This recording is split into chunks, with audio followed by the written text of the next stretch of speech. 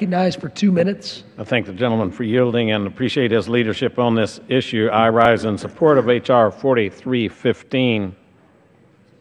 New Mexico used to have 123 mills that processed timber.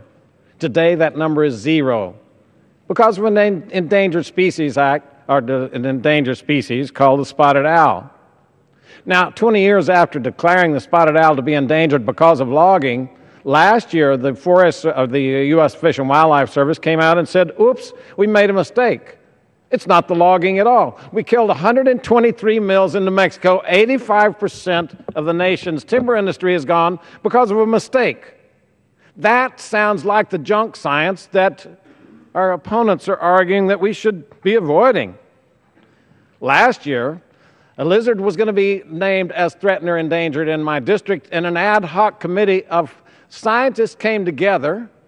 They looked at the science that the Fish and Wildlife Service is going to use to list. They proved all of it to be false, and the listing did not occur, but only because of peer review. That's what this bill was trying to do, to establish a process where others can get to see what is going on inside those hidden dark doors of the Fish and Wildlife Service.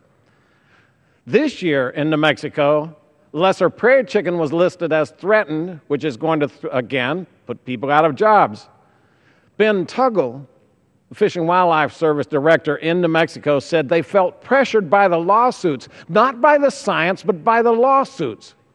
This is what it looks like dealing with the Endangered Species Act in the West today.